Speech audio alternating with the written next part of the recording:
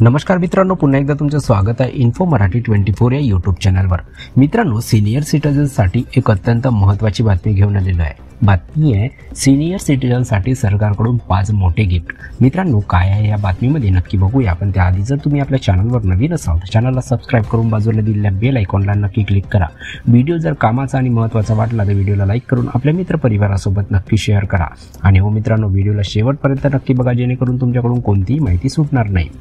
मित्रांनो, भारतामध्ये senior citizen म्हणजे वरिष्ठ नागरिक यांची संख्या वेगाने वाढत आहे आणि सरकार त्यांच्यासाठी विविध महत्त्वाच्या योजना आणि फायदे देत आहे। 2025च्या अर्थसंकल्पात वित्तमंत्री निर्मला सीतारामन यांनी वरिष्ठ नागरिकांसाठी अनेक मोठ्या घोषणा केल्या आहेत, ज्या त्यांची आर्थिक सुरक्षितता आणि जीवनमान सुधारण्यात मदत करतील। या व्हिडिओमध्ये आपण त्या प्रमुख 5 सरकारी योजना आणि लाभाविषयी माहिती जाणून घेणार आहोत, ज्या सीनियर सिटीजनच्या जीवनात मोठा बदल घडवू शकतात।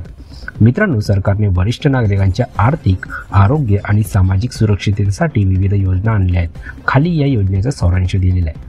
मित्रांनो, तुम्ही स्क्रीनवर एक टेबल बघू शकता। या टेबलमध्ये वेगवेगळ्या 5 योजना दिलेल्या आहेत। या योजनेचा डिटेलमध्ये आपण एक आढावा घेऊया।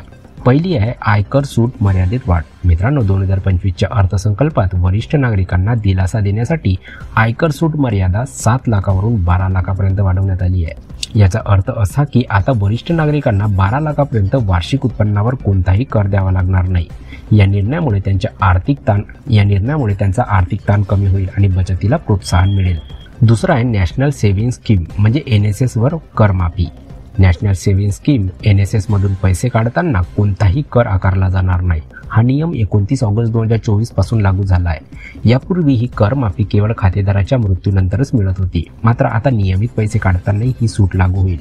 NSS खात्यातील ठेवीवरील व्याज थांबल्यानंतर ही योजना वरिष्ठ नागरिकांसाठी मोठा दिलासा देणारी ठरणार आहे। तिसरा आहे फिक्स्ड डिपॉझिटवर TDS मर्यादेत वाढ।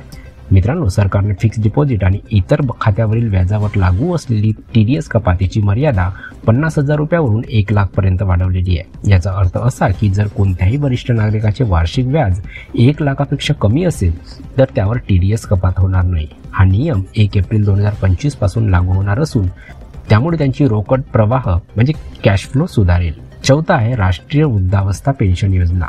मित्रांनो, ही योजना गरीब रेषेखाली म्हणजे BPL मध्ये असलेल्या वरिष्ठ नागरिकांसाठी सुरू करण्यात आलेली आहे।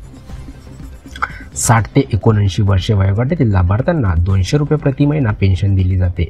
80 वर्षे किंवा त्याहून अधिक वयाच्या नागरिकांना 500 रुपये प्रति महिना पेन्शन मिळते। राज्य सरकारे या रकमेवर अतिरिक्त मदत करतात, त्यामुळे काही राज्यामध्ये ही पेन्शन 1000 रुपयापर्यंत जाऊ शकते। पाचवा आहे आरोग्य विमा योजना।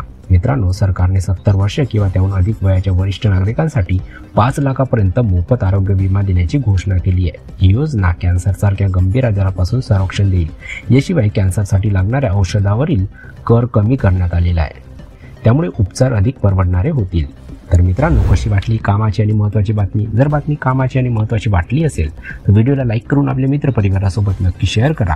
तसेच जर तुम्ही आपल्या चॅनलवर नवीन असाल तर चॅनलला सबस्क्राईब करून बाजूला दिलेल्या बेल आयकॉनला नक्की क्लिक करा। व्हिडिओ बघितल्याबद्दल खूप खूप धन्यवाद।